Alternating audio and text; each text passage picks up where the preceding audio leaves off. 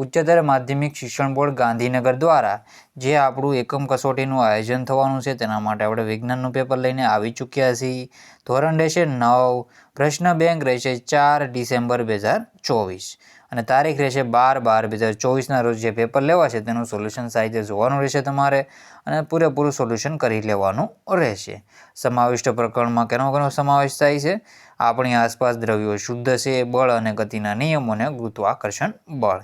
અને જો મિત્રો તમે ચેનલમાં નવા હો તો ચેનલને સબસ્ક્રાઇબ કરવાનું ભૂલતા નહીં અને બેલ આઇકન પણ દબાવી દેજો. તો સાહિત્ય આપણે સોલ્યુશન હવે સ્ટાર્ટ કરી દઈએ. તો આપણે જોઈએ તો સેક્શન એ છે અને જો તમારે આની પીડીએફ જોતી તો આપણી ટેલિગ્રામ અને વોટ્સઅપ ચેનલ વન એજ્યુકેશન ગુજરાતની લિંક તમને ડિસ્ક્રિપ્શનમાં મળી જશે, ત્યાં તમારે જોઈન કરી લેજો. તો આપણે જોઈએ તો પ્રશ્ન નંબર 1, આ વિભાગમાં કુલ 15 પ્રશ્નો આપેલ છે તે માહિતી વાંચી લેજો. તેમાં જોઈએ તો પહેલું, નીચે આપેલ પ્રશ્નોમાં સાચો વિકલ્પ પસંદ કરીને જવાબ આપો. તો પહેલું છે I બરાબર F ગુણ્યા T સૂત્રમાં I શું છે?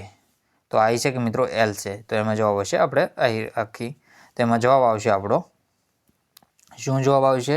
તેમાં આપણો જવાબ આવશે L છે મિત્રો. L બરાબર F ગુણ્યા T બરાબર Lમાં શું? પ્રવેગ છે કે ઘાત છે? બળ છે, સમય છે, પ્રવેગ છે કે બળનો ઘાત છે? તો તેમાં આપણો જવાબ રહેશે બળનો ઘાત છે. બળ રહેશે કે શું છે? F એટલે ફોર્સ એટલે બળ, T એટલે સૂત્ર. તો શું જવાબ આવશે એમાં આપણો? તેમાં આપણો જવાબ આવશે મિત્રો, તમારે જવાબ દેવાનો રહેશે. તેમાં આપણો જવાબ આવશે D, બળનો આઘાત. શું રહેશે? બળનો આઘાત. પછી છે વેગમાનનો એકમ શું છે? તો વેગમાનનો એકમ શું રહેશે?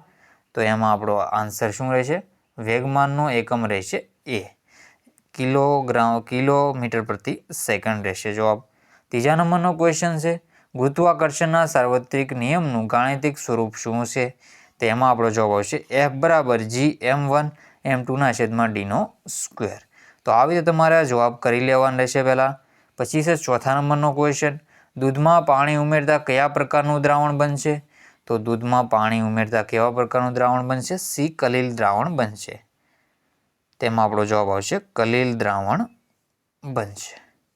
આગળના ક્વેશ્ચન છે પાંચમા નંબરનો ક્વેશ્ચન, દ્રાવ્ય ઘન હોય અને દ્રાવક પણ ઘન હોય તેવા સમાંગ મિશ્રણને ઓળખો. તેમાં આપણો જવાબ શું આવશે? પિત્તળ. તેમાં જવાબ આવશે પિત્તળ. પછી છે નીચે આપેલા વિધાનો સાચા અને તે રીતે ખાલી જગ્યા પૂરો સાચા બને તે રીતે.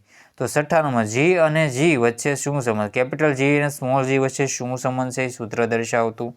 તો G બરાબર M શું આવશે? આ G બરાબર કેપિટલ સ્મોલ g બરાબર m/d². તો આવી તેનું સૂત્ર રહેશે. પછી છે 7મા નંબરનો, V બરાબર U પ્લસ GT સૂત્રમાં પદાર્થનો પ્રારંભિક વેગ U બરાબર 0 લેતા V બરાબર થાય છે. તેમાં આપણો જવાબ શું આવશે? 7મા નંબરમાં આપણો જવાબ આવશે GT જવાબ આવશે. શું જવાબ આવશે? GT. પછી છે 8મા નંબરનો, વેગમાનનો SI એકમ. તો વેગમાનનો SI એકમ શું છે? તો 8મા નંબરમાં આપણો જવાબ આવશે કિલોગ્રામ. શું આવશે? કિલોગ્રામ મીટર પ્રતિ સેકન્ડ. શું આવશે? કિલોગ્રામ મીટર પ્રતિ સેકન્ડ. પછી છે 9મા નંબરનો, 250 સેલ્સિયસ એટલે કેટલા કેલ્વિન? તો 250 પ્લસ 273 કરશો તો જવાબ આવશે 523 સેલ્સિયસ જવાબ રહેશે. 10મા નંબરનો ક્વેશ્ચન છે 1 ન્યૂટન બરાબર કેટલા ડાયન થાય છે? તો 1 ન્યૂટન બરાબર કેટલા ડાયન થાય છે? તેમાં આપણો જવાબ આવશે 10⁵. 10⁵ ન્યૂટન થાય છે. આપેલ વિધાન ખરા છે કે ખોટા તે તમારે જણાવવાનું રહેશે. 11મા નંબરનું 12મા 13, 14 ને 15 ખરા ખોટા આપેલા છે. તેમાં જોઈએ તો બળનો આઘાતનો એકમ કિલોગ્રામ મીટર પ્રતિ સેકન્ડ છે, તો સાચું રહેશે આ વિધાન. પછી તે પદાર્થ પર સ્થિર અવસ્થામાં હોય ત્યારે તેનું તાપમાન તેનું વેગમાન મહત્તમ થાય છે, તો આ વિધાન ખોટું રહેશે. પછી છે પદાર્થ પર લાગતો એકમ પાસ્કલ છે, તો આ ખોટું છે. ગુરુત્વ પ્રવેગ Gનું પૃથ્વી પર મૂલ્ય 9.8 કિલોગ્રામ મીટર પ્રતિ સેકન્ડ છે, તો એનો જવાબ તમારે દેવાનો છે સાચું ખોટું. દળ એ સદિશ રાશિ છે, તો દળ એ અદિશ રાશિ રહેશે. પછી છે આ વિભાગમાં કુલ 10 પ્રશ્નો આપણે જે પૈકી કોઈ પણ 2 પ્રશ્નોના ઉત્તર લખો. તો તફાવત સ્પષ્ટ કરવાનો છે આ પ્રશ્ન પછી આપણે જોઈ લઈશું. સાહિત્ય તમે જોઈ લેજો. પછી છે સેક્શન બી. પ્રશ્ન 2 છે નીચેના વિધાનો સાચા છે કે ખોટા તે જણાવો. વિષુવવૃત્ત પર પદાર્થનું વજન ધ્રુવ પ્રદેશ પર તે જ પદાર્થના વજન કરતાં ઓછું થશે. તો એમાં આપણો જવાબ રહેશે સાચું રહેશે. ચંદ્રની સપાટી પરથી પથ્થરના ટુકડાની પૃથ્વી પર લાવવામાં આવે તો તેના દળમાં વધારો થશે. તો આ વિધાન કેવું છે ખોટું થશે. રોકેટ ઉર્જા સંરક્ષણના સિદ્ધાંત પર કાર્ય કરે છે. તો આ વિધાન પણ ખોટું થશે. પદાર્થના જડત્વને કારણે પદાર્થ તેની ગતિની અવસ્થામાં થતા ફેરફારને અવરોધે છે. તો આ વિધાન કેવું છે સાચું રહેશે. પહેલા 2 સાચા, પહેલું 1 સાચું, છેલ્લું સાચું, બીજા વચ્ચે 2 ખોટા. નીચે આપેલ પ્રશ્નોના ખૂબ જ ટૂંકમાં એક વાક્યમાં ઉત્તર લખો. 5માનું છે 2/3 ભાગ સુધી પાણી ભરેલું હોય તો ટેન્કર અચળ ઝડપથી ગતિ કરી રહ્યું છે તો અચાનક બ્રેક લાગતા ટેન્કનું પાણી કઈ તરફ ધકેલાશે. તો આપણે જોઈએ તો આગળની તરફ. શું જવાબ આવશે? આગળની તરફ. પછી છે કોઈ ઘોડાગાડીને અચળ ઝડપથી ગતિ કરવામાં રાખવા કયા બળને સંતુલિત રાખવા ઘોડાને સતત બળ લગાડતા રહેવું પડે છે. તો એમાં આવશે ઘર્ષણ બળ. તો સાહિત્યના જવાબ તમારે જોઈ લેવા.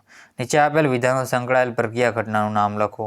પછી 7મા નંબરનું રહેશે. એમાં આપણે જોઈએ તો અંધારા ઓરડામાં એક નાના છિદ્રમાંથી પ્રકાશનું સાંકડું કિરણ દાખલ થતાં તેના માર્ગમાં આવતા કણો દ્રશ્યમાન થાય તો એ ટિન્ડલ અસર કહેવાય.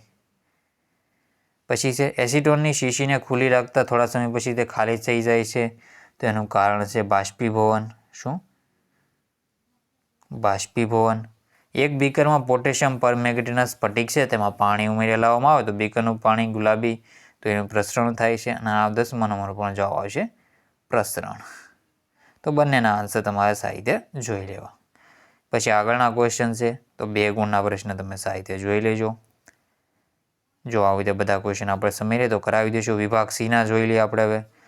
શું છે? લોખંડને કબાટને કાટ લાગવો તો એ રાસાયણિક ફેરફાર છે. પછી તવીમાં માખણનું પીગળવું અને પાણીમાં મીઠું નાખવું તો આ બંને કેવા છે? ભૌતિક ફેરફાર છે. તો બંને આન્સર તમારે સારી રીતે જોઈ લેવા. 4થા નંબરનું છે લાકડાને કે કાગળને બળવું કે સળગવું તો એ રાસાયણિક ફેરફાર રહેશે.